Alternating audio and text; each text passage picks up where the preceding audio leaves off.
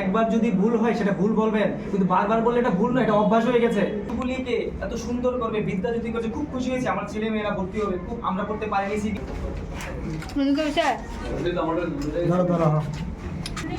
ব্যাপারটা হয়েছে যে 2022-এ আমাদের ট্যাট পরীক্ষা অনুষ্ঠিত হয়, আপনারা সকলেই জানেন, আমরাও জানি পরীক্ষার্থীরা।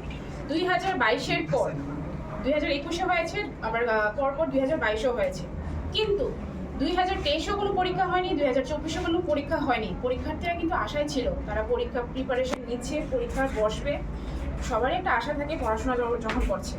তো পরপর 2 বছর কিন্তু কোনো পরীক্ষাই হয়নি। তো 2022-এর পর আবার 2025-এ পরীক্ষাটা হয়েছে। তো এখানে ত্রিপুরা রাজ্যের যে বিএড ডিএলএড ছাত্রছাত্রীরা রয়েছে, যারা এই কোর্সগুলো করেছে, তারা পরীক্ষায় বসেছে। 2000 পরীক্ষায় তারা খুবই খুশি। পরীক্ষা হচ্ছে, টিআরবিটির তরফ থেকে ট্যাট পরীক্ষা আবার অনুষ্ঠিত হচ্ছে এত দীর্ঘ অপেক্ষার পর। তো পরীক্ষা দিয়েছে সকল পরীক্ষার্থীরা। আমিও একজন পরীক্ষার্থী, ট্যাট 2 আর্টসের স্টুডেন্ট। এখানে ট্যাট 2 আর্টসের তরফ থেকেই আজকে এই আয়োজনটা। তো আমিও পরীক্ষা দিয়েছি। তো পরীক্ষার্থী মহলে পরীক্ষার পর যে বিষয়টা উঠে এসেছে, সেই বিষয়টা হয়েছে যে 2025-এ যে ট্যাট পরীক্ষার প্রশ্নপত্রটা, যেটার মধ্যে ট্যাট 2 আর্টসের ব্যাপারটা আমি তুলে ধরছি এখানে। তো কি হয়েছে, সেখানে পরপর সারিবদ্ধভাবে কিছু টপিক পার্ট থাকে, যেমন সিডিপি পার্টটা রয়েছে, ইংলিশ পার্টটা রয়েছে, বেঙ্গলি পার্ট রয়েছে, দেন আমাদের এসএসটি পার্টটা রয়েছে, যেটার মধ্যে বিভিন্ন যে পার্টগুলো থাকে, যেমন হিস্ট্রি থাকে, জিওগ্রাফি থাকে, পলিটিক্যাল লাইফ থাকে, এবং এসএসটি প্যাডাগোগি একটা পার্ট থাকে। তো কি হয়েছে, পরীক্ষার্থী মহলে যেটা পরে উঠে এসেছে, পাশাপাশি পরীক্ষার্থীরা যখন পরীক্ষা হলে ছিল, সেখানেও কিন্তু একটা বিভ্রান্তিকর একটা পরিবেশ সৃষ্টি হয়েছে। কেন সৃষ্টি হয়েছে সেই বিষয়টাই আমি আজকে তুলে ধরবো। কি হয়েছে, পরীক্ষার যে প্রশ্নপত্র করা হয়েছে, সেই প্রশ্নপত্রের মধ্যে আমি কিছু বলবো না, অসংখ্য ভুল রয়েছে, অনেকাংশে ভুল রয়েছে।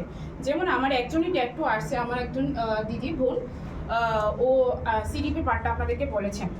তো মানে বেঙ্গলি পার্টটা, ইংলিশ পার্টটা, এসএসটি পার্টটা, এই পার্টগুলোর মধ্যে অসংখ্য কিছু ভুল রয়েছে কোশ্চেনের মধ্যে। আমি এই ভুলগুলো আপনাদের সামনে তুলে ধরবো। আপনারা কি হয়েছে যে ভুলগুলির মধ্যে প্রথমত যে ভুলটা ছিল, সেটা হচ্ছে আউট অফ সিলেবাস। যারা পরীক্ষার্থীরা রয়েছেন তাদেরকে একটা সিলেবাস দেওয়া হয়ে থাকে, একটা মেনশন করা হয়ে থাকে, সেই সিলেবাস অনুযায়ী তারা প্রিপারেশন নেয়। প্রিপারেশন নেওয়ার পর প্রত্যেকটা স্টুডেন্ট পরীক্ষায় বসে। তো এখানে যে সিলেবাসটা দেওয়া হয়ে থাকে, এখানে সারিবদ্ধভাবে বিভিন্ন পার্টগুলো থাকে, যেমন আমি এখনই বললাম সিডিপি, ইংলিশ, বেঙ্গলি, এসএসটি। যারা আর্টসে আছে, যারা সায়েন্স আছেন, সায়েন্সের পার্টটা। তো এই পার্টগুলোর মধ্যে অসংখ্য টপিকস থাকে। তো আমার কথা হচ্ছে যে আউট অফ সিলেবাস যে কোশ্চেনগুলো করা হয়েছে, এখানে মহাসমুদ্র সমান একটা সিলেবাস, এই সিলেবাসের বাইরে কেন কোশ্চেন রাখা হচ্ছে? এই সিলেবাস থেকে যদি কোশ্চেন করা হয়, এখানে প্রশ্নপত্রের মধ্যে 150 কোশ্চেন আছে, 150 নাম্বারের কোশ্চেন করা হয়ে থাকে। তো এই 150 কোশ্চেনকে বাদ দিয়েও আরও অনেকগুলো কোশ্চেন করা যায় যদি এই সিলেবাস থেকেই করা হয়ে থাকে। কারণ কি, এই সিলেবাসের প্রচুর টপিকস রয়েছে। যে কোশ্চেনগুলো করা হয়েছে, যে আউট অফ সিলেবাসটা আমি প্রথম মেনশন করছি, যেটা সিলেবাস বহির্ভূত, সেই যে টপিক থেকে কোশ্চেনগুলো এসেছে, সেই টপিকগুলো আমাদের সিলেবাসের মধ্যে কোনোভাবেই মেনশন নেই, কোনোভাবেই নেই। সেখান থেকে কোশ্চেন